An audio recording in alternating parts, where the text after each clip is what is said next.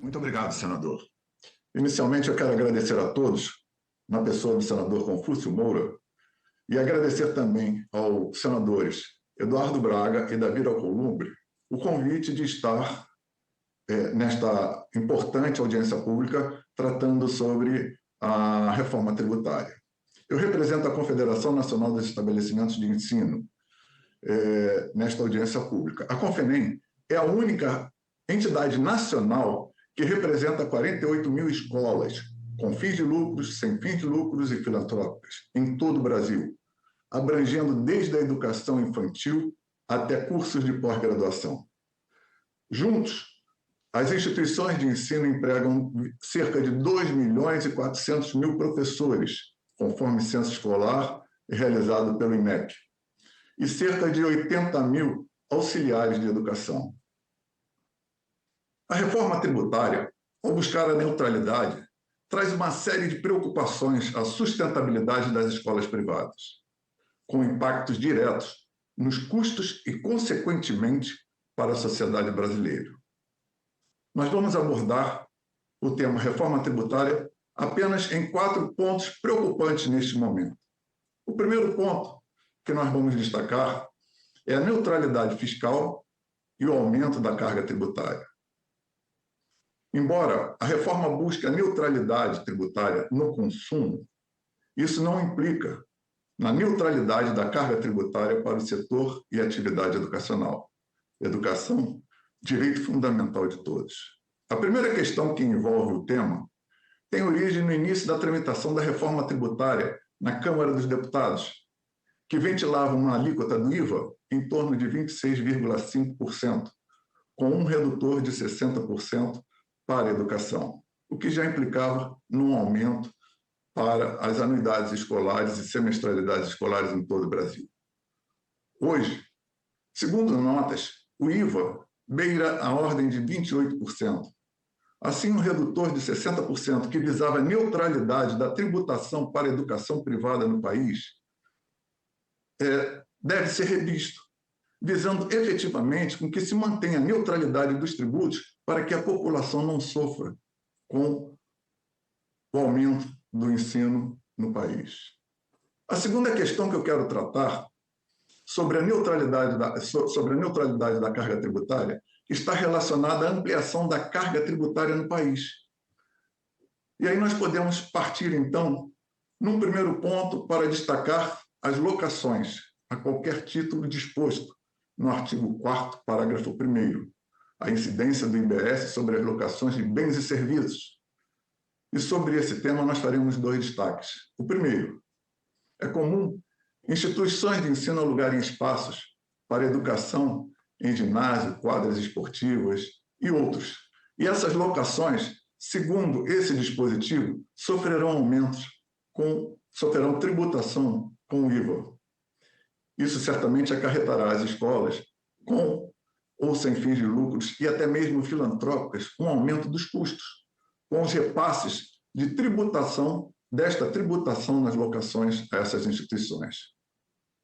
A tributação sobre as locações, de forma ampla, como aborda a reforma tributária, deveria ser revista por essa comissão, pelo Senado, que deveria criar exceções para as locações de bens móveis e imóveis, como nós veremos um pouco mais à frente, às escolas em todos os segmentos no país, sob pena de nós termos, certamente, esses repassos para as anuidades e semestralidades escolares.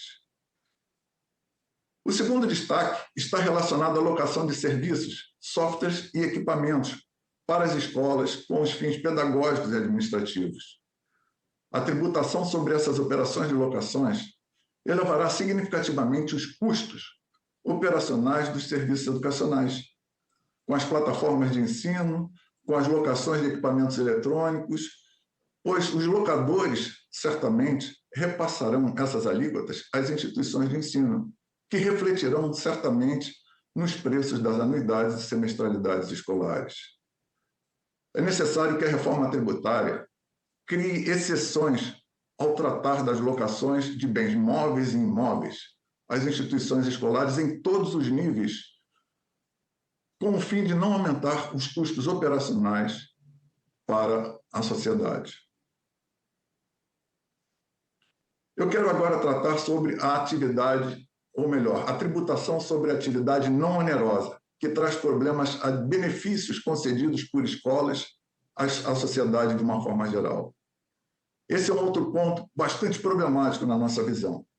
A tributação de operações não onerosas impactará na educação, pelo menos de duas formas. A primeira, ela está relacionada às operações vinculadas ao artigo 5º, parágrafo 1º, e artigo 39, parágrafo 1º, incisos, que levarão à tributação as bolsas de estudos e descontos concedidos à universalidade de alunos no nosso país, bem como a filhos de funcionários.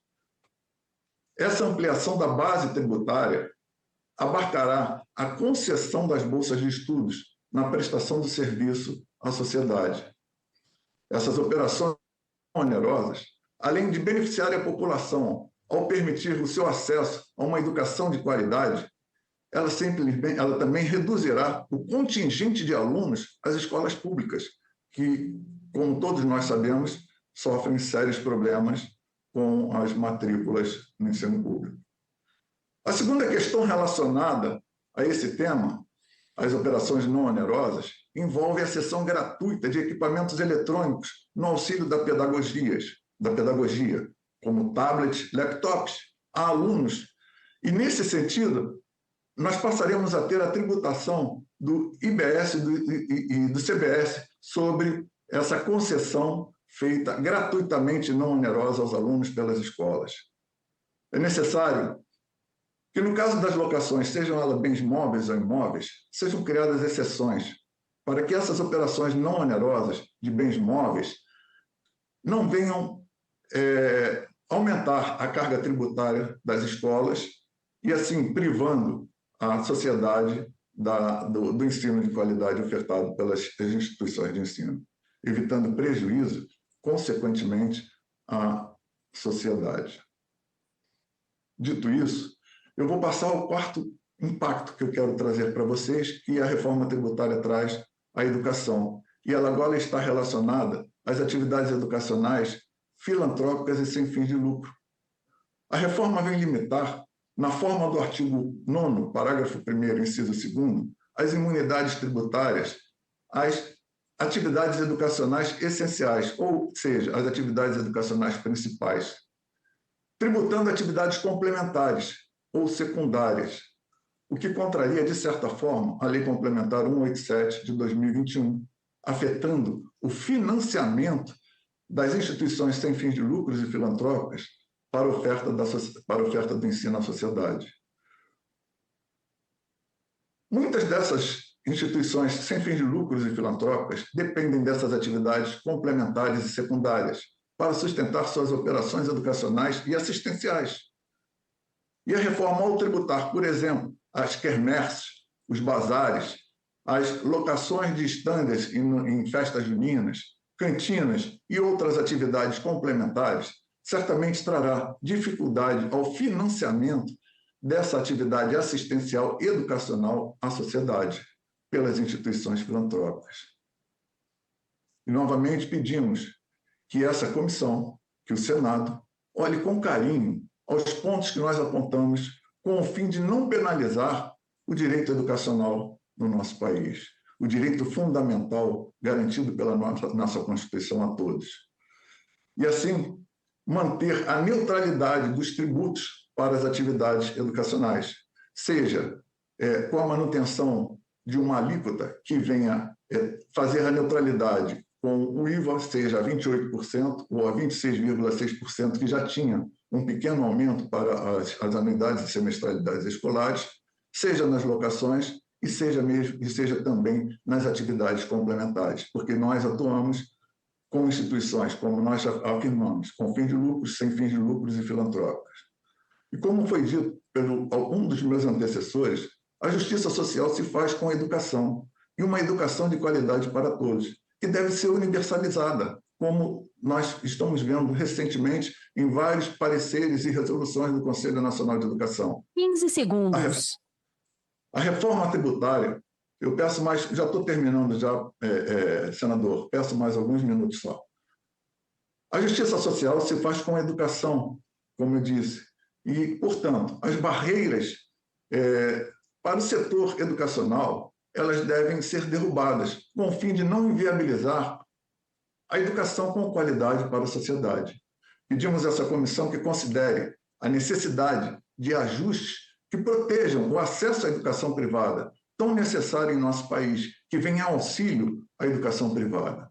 A manutenção do setor educacional particular depende de uma abordagem tributária equilibrada, que respeite efetivamente as particularidades e contribuições únicas desse setor.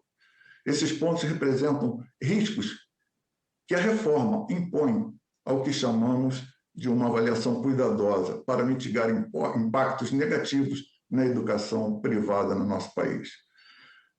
Senador Confúcio, certamente a Confenem vem na defesa das instituições privadas de educação, seja com fins de lucros, sem fins de lucros e filantrópicas.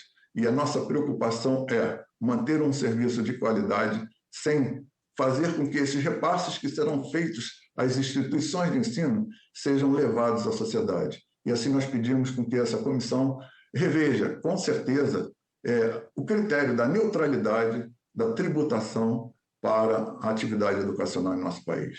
É o que nos permitia, senhor senador, agradeço aí o nosso momento. Muito obrigado.